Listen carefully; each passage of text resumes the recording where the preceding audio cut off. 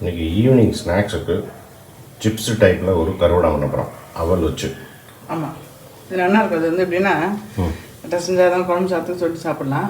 வெறும் ஈவினிங் டயத்தில் வறுத்துட்டு சாப்பிட்லாம். அது கொஞ்சமாக பண்ணி வைப்பேன். இப்போ இந்த சீசன் டயத்தில் இது வந்து அப்படியே சாப்பிடலாம். ஈவினிங் டயத்தில் வெஜிடபிள்ஸ் இருக்கிறதுனால இது எப்படின்னா 3 கப்பு வந்து அவல், அதில் வந்து ஒரு கப்புக்குள்ள பாதி கப்பு எடுத்துக்கலாம் வச்சுக்கலாம். 4 நாளுக்கு ஒன்று வச்சுக்கலாம். இது எப்படி என்ன அளவு அப்படின்னா 4 கப்பு அவல், 1 கப்பு வந்து ஜவ்வரிசி மட்டும் ஊற வச்சுட்டேன். அவல் வந்து அப்படியே இருக்கு. இப்போ கெட்டி அவல் எடுத்துன்னு இருக்கேன்.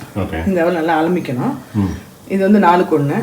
அப்புறம் எந்த அளவுக்கு எடுத்தோம்னா அவல் அதில் பாதி அளவு வந்து வெண்டைக்காய் எடுத்து வச்சிருக்கேன். அதாவது இது வந்து எப்படின்னா ஒரு 1/4 கிலோ அவல் இருக்கும். இது ஒரு 100 கிராம் இருக்கும்னு வச்சுங்களேன். 100 கிராம் 75 கிராம்ஸ் இருக்கும். அதோட கம்மியாக இருக்கும். இது வந்து ஒரு 1/4 கிலோ இருக்கும் வெண்டைக்காய். அப்புறம் கொஞ்சோண்டு புதினா, கொஞ்சோண்டு கொத்தமல்லி, காரத்துக்கு பச்சை மிளகாய், 4 பச்சை மிளகாய், உப்பு. இது வந்து தயிர் வச்சிருக்கேன். தயிர் புளிப்புக்கு. காய் வந்து வெண்டைக்காய் தவிர வேறு என்ன பண்ணலாம்? நம்ம என்ன காய் வேணாலும் போட்டுக்கலாம். வெண்டைக்காய் தான் வறுத்தா அது நல்லா இருக்கும். அதுக்காக வச்சுருக்கேன். சக்கரவள்ளி கிழங்கு போடலாம், உருளைக்கிழங்கு போடலாம். அப்புறம் இந்த காம்பினேஷன் வந்து இதுவும் உருளைக்கிழங்கு சப்புன்றதுனால கொஞ்சம் தூக்கு ஜீரகம் மிளகுலாம் கொஞ்சம் ஜாஸ்தியாக போடலாம். இல்லை இந்த இது 2 தான் பேஸு. நம்ம என்ன வேணால் ஆட் பண்ணிக்கலாம். அவங்க என்ன காய் பிடிச்சி ஆட் பண்ணிக்கலாம். ஸோ இதெல்லாம் என்ன பண்ண போகிறோம்னா இந்த ஜவ்வரிசி வந்து நல்லா ஒரு 2 கிளாஸ் ஜலம் வச்சுருக்கேன் பெரிய கிளாஸில். நல்லா அது கொதிச்சுக்கும் போது இதையும் போட்டு நல்லா அப்படியே நல்லா வெந்துடணும்.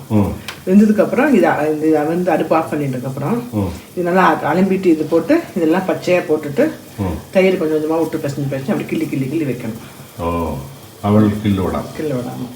இப்போ ஜலம் கொதிக்கிறது இல்லையா? இப்போ இந்த அவலை வந்து ஜவ்வரிசியை போடுறேன். ஜலத்தில் வந்து இந்த ஜவ்வரிசியை நைட்டே ஊற வச்ச ஜவ்வரிசியை போட்டுருக்கேன். நல்லா மையாக கரையட்டும். அதுக்குள்ளே இந்த அவல் நல்லா அலம்பிக்கிறேன். கொதி வரும்போது நம்ம போட்டோம் இல்லையா? ஆமாம், கொதி வரும்போது போடணும். நம்ம கொஞ்சம் ஜலம் கொதிச்சோடனே போடணும். இது வந்து இந்த அவல் வந்து நல்லா அலம்பிக்கணும். கொதிச்சு போகிற வந்து அடுப்பு வந்து ஆஃப் பண்ணிவிடுவேன். இந்த சூடு இருக்குது பார்த்தீங்களா? இந்த சூட்லேயே வந்து வெண்டைக்காய் எல்லாத்தையும் ஒன்றா போட்டுருவேன். கொத்தமல்லி கொஞ்சம், புதினா கொஞ்சம் போட்டிருக்கேன். அதே மாதிரி இந்த அவல் அலம்பி வச்சிருக்கேன் பார்த்தீங்களா? அவல் அதையும் போட்டுருவேன் சூட்டோட. இது எல்லாத்தையும் அப்படியே விட்டுருவேன் ஒரு 1/2 hour. நல்லா இறுகின்றோம், நல்லா ஆறிடும். அதுக்கப்புறம் கொஞ்சோண்டு இந்த தயிரை விட்டு பிசைஞ்சு உருட்டி வைக்கணும். ஆறினோடனே கெட்டியாக எண்ணெய் ஆயிடுச்சுல, இதில் வந்து தயிர் கொஞ்சம் விட்டுக்கலாம். புளிச்ச தயிராக இருந்தால் நல்லது. ஸோ தயிர் வேண்டாம் அப்படின்னா லெமனும் போட்டுக்கலாம். ஆற்றுல ஆமாம் தயிர் இருக்கிறதுனால தயிர் எடுத்துட்டேன். லெமன் எடுத்துட்டு இப்படி பண்ணணும். இப்படி பண்ணிவிட்டு அப்படியே உருட்டி வைக்கணும் குட்டி குட்டியாக. கொஞ்சம் வெண்டைக்காய் எல்லாம் இருக்கிறதுனால இந்த குழக்கான்னு இருந்தால் லேசாக தண்ணி ஜலத்தை தொட்டுன்னு வச்சிட வேண்டியதான். கில்லோடா சூப்பராக இருக்கும். அந்த ஸ்நாக்ஸுக்கு நல்லாயிருக்கும். இது ஆறுனதுக்கப்புறம் விட்டோம்னா ஒரு கிளாஸ் ஜலம் இழுத்துக்கும், 1 கிளாஸ் தயிர் இழுத்துக்கும். ஆமாம், கிளாஸ் எடுத்து குட்டி குட்டியாக.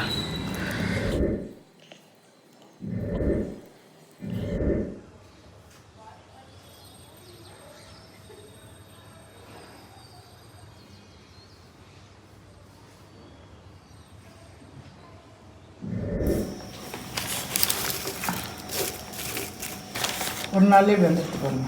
தானே எடுக்கவே இல்லை, அப்படியே அதுலேருந்தே வந்துடுது.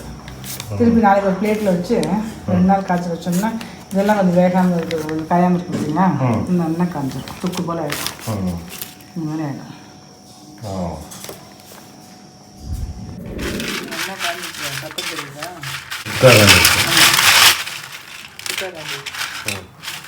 அதில் பொறிச்சு காமிக்க.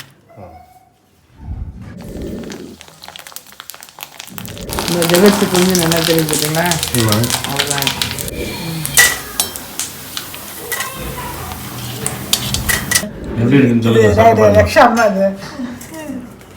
சாப்பிட்டு பாருங்க. இது டேஸ்ட் கிறிஸ்பாவும் டிஃப்ரெண்டாகவும் இருக்குது. டேஸ்ட் ரொம்ப நல்லா இருக்கு.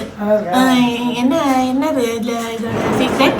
இது அவல் ஜவ்வரிசி வெண்டைக்காய். அவல் ஜவ்வரிசி வெண்டைக்காய். ஓ, எதிர்பார்க்கவே இல்லை இந்த மாதிரி காம்பினேஷன் இருக்கும். எப்படி இருக்கு? சூப்பரா இருக்கு. கரகரன்னு இருக்கு. வெண்டைக்காய் வாசனை வருதா? ஆமாம். கிறிஸ்பியா இருக்குல்ல? முறுமுறுன்னு இருக்கா? முறுமுறுன்னு இருக்கு. வெண்டைக்காய் சிப்ஸ் தனியாக பண்ணி சாப்பிடுவோம்ல ஆ அதே மாதிரி நல்லா வெண்டைக்காய் வாசனையோட கரகரப்பாக நல்லா இருக்கு